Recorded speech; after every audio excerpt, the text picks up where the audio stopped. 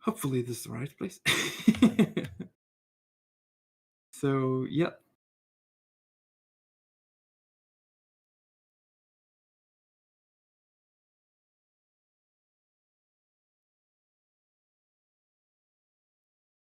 Now I can see the live stream is... Yes. Hopefully this is the right place. Hi, Rakesh. So, yeah. And I guess I need to drop the headset. Oh, how do I actually handle questions if there are any? Because I guess this one will just have to mute it. Okay, cool. Good. I guess I better get started. I hope that is okay. I guess I only got like 20 minutes, and that was before I really knew what this was going to be like. So I guess it'll be a little of a fast session. So I hope this is okay. So the background is I was doing. I guess I got another slide. So I've worked with SAP integration for a long period of time. And with XI30, and there we were doing integration with ABAP backends, and it was a little... you had to know a lot about the business before you could actually understand how to create your integration, create IDOCs and stuff like that. And then coming into this new world, what was going on here? Okay, good. Most of my work is now making tools at FIAF to make it easier to do SAP CPI development, API management, and stuff like that, bringing DevOps to CPI and PI. And then from time to time, I do small time consulting, and this was one of these things. And I think it is pretty interesting because coming from the background, I knew the integration was really difficult, and I wanted to explore how difficult it actually is. So I guess the big thing about being an integration architect or developer is that a lot of these things is happening in a black box. You don't really know what's going on in the integration, so you just push something in, and then you hope it works out as expected. And for some of my first projects, it was really difficult understanding how do I create this orders of should it be an orders of 1 or 5 when I was creating whatever sales documents. And then you had to go through a lot of debugging, figure out which one to select, fill in all the details that was expected, and then you were it was really difficult to find any documentations. I think at this time I also started. We saw the rise of the enterprise service and what they meant, and that was also a little undocumented what they were able to do. Now we do have the SAP API Harpin, and I think this is really a good place to start. So prior to this project, I didn't really have a lot of understanding about what the integration was about. But the cool thing about this is it gives you all the information that you need about what kind of APIs you have, what can be called. You can fill in the details in it, pretty simple, and see what a sales order looks like. And stuff like that. And I really think that is huge improvement compared to what we have before, because it makes it a lot easier for people to get started with the integration. And and so you as a developer figure out you need to do sales orders. You have a lot of details about what's going on. You can see the endpoints that's supposed to be used. And then you get these scope items which cover, if you want to enable this, these are the things that you must have in this this topic, and that makes it really simple to go through. You can go through these documents and say, okay, if I need to create a sales order, what are the data I need to fill in, what's important, and which profiles do I need to yeah, okay. And I brought my son to the office. Yeah. And there's Candy over here, so that's why he's walking beside me. Good. So the API Hub is really a good place to start. You can, figure out what APIs is available in your tenant. I guess if you're using it on-prem, these APIs will be delayed until you get the relevant support package. One thing I needed to figure out how to use was I needed to figure out how to create a remote user, because some of these APIs could not be triggered by a normal user. You needed to have a system user to handle them. And we found out that you needed to create a remote user, and that was connected to a system. In this case, we have called it the CPI system. And here we could, create a username, password. I think we were able to use that. If we had not entered that, we were redirected to some authentication page, and then the APIs become really difficult to get to work with. And then you can add all the communication agreements that you want to have as a part of this. And for each of these, there were some kind of topics that you could cover that showed what was what they were about. You can and once you enable them, that users could then call these APIs. So one of the key things that I am definitely taking away from this is that you don't need to be an SAP expert as much as in the old days, and I think that is really an achievement, because the documentation is a lot better, and you can create an interface that works and can create sales order in, I don't know, a matter of hours, compared to trying to figure out how to fill in an IDOC with the right data and then being able to run that.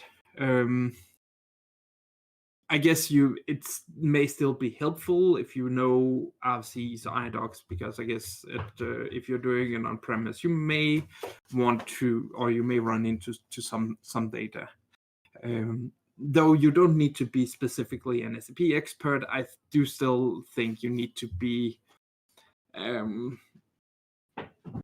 to understand the business context, because this, I guess the key thing is it's not just about the development part, but also a part,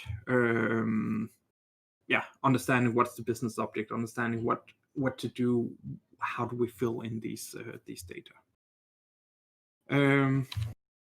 So an example that will just go through and how I figured out how to create. It may obviously not be the correct way, but that was how I figured out that this was working. So I got the business expert to create a sales order inside the SAP system, and I guess we then found the relevant number in that, and we could then use the query example and say, okay, we can query this user with the specific information. And once we have done that, we will then get, I guess you cannot really see that on this slide, but you'll get essentially an XML representation of the output. And from that, you can then understand what's being sent. And obviously here, I think it's XML, obviously. If I wanted to create this again, what I will just need to do is I'll change this get to a post, and then I want to remove some of the things that is not important more. So this is order number 165, if I remember correct. And what I want is, obviously, if I create the order again, it will not have that number, so that needs to be removed. There was also some pricing calculation. There was a creation date, creation users. Obviously, you needed to remove some of those before it really made a lot of sense to call the service again. And I guess also it was about going through these different places in the document and figure out, delete a lot of lines that were not important and that was not something that the business wanted to fill in. And as long as you could still keep posting this document, it was good. And if there was something that was required, you obviously needed to go through and figure out, okay, this is a constant or a variable that we need to have, for instance, the sales organization or distribution channel or something like that. Those kind of values could be parameterized or something you needed to understand. Is that something that needs to change, or is that something we need to fix in a future release? And then you can just continually test it and see how it works. Let me just get it to focus again. The data model is, I guess the biggest challenge was whether or not the data model was too simple or it was able to achieve the things that we wanted it to do. I don't know. Yeah. So obviously in IDOC, think in most cases where we have done real work in the IDOC, you always had to create some kind of a user exit on top of that, or in the PI system to fetch some extra data because it was never really filled in the IDOC, and the business processes were different than the standard ones, and that always caused some problems. Obviously, I think this, I don't know, some standard sales and distribution company, that's probably okay, as long as if you start to go into specific areas, some of these data models may be a little too simple. Hopefully they have created some that works in those specific areas, but I guess that's something that needs to be seen, what's going on there. Yeah, and I guess that's also the extension, how that works. I don't know if any of you guys have worked with extending the standard OData structures in these documents and figuring out what was possible, and could you actually run these things in a simple way. I guess since it's OData and the ABAP backend, it should be fairly simple to add extra fields in it. IDOCs, you can persist them, but anyway, I guess most customers anyway discarding them for a number, or after whatever 30 days or something like that. And I guess you anyway need somehow externally to have these documents saved for users so they can reach these things. One thing we wanted to cover that we did not get that much into was events. And events is this thing that you're creating a sales order, and once that sales order is created, you want the data to flow to some other other system, and then that other system can do something with these things. There's like three main things. The OData is really good at, you can query the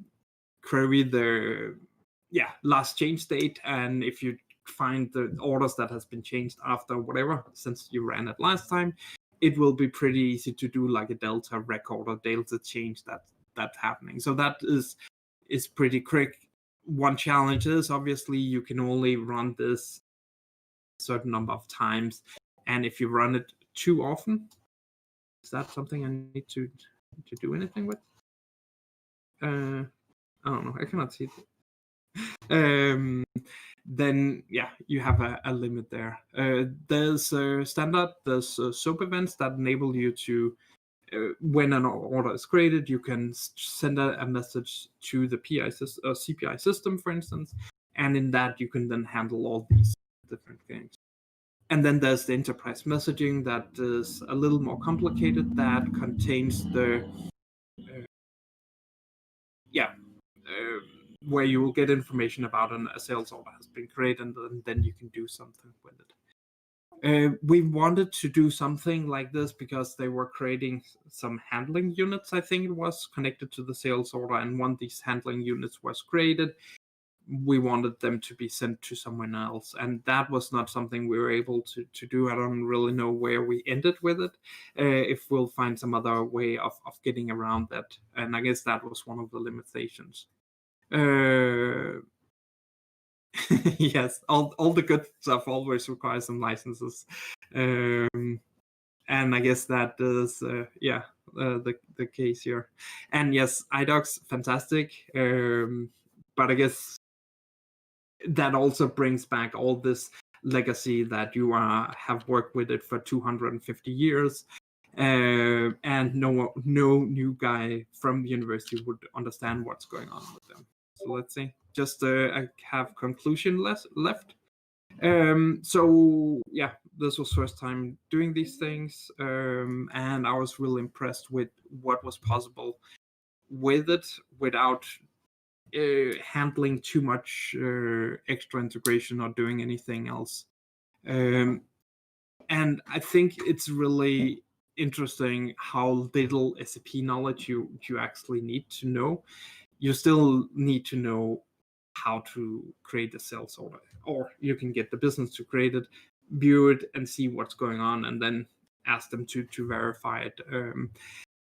And I guess also once you get this back, you can think there's just some simple transaction you can open, and then you can see the document without having to know some specific transaction code.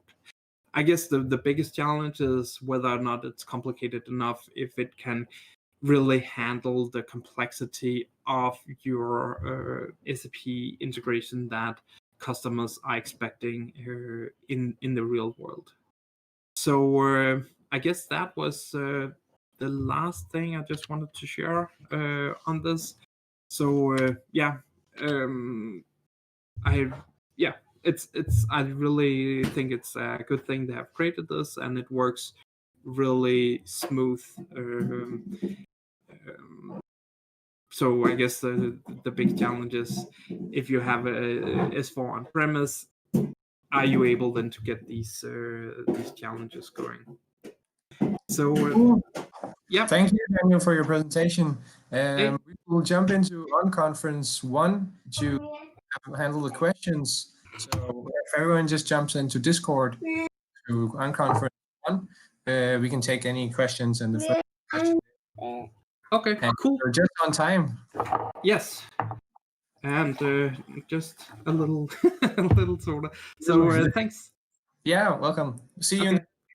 Okay, bye. And thanks for watching.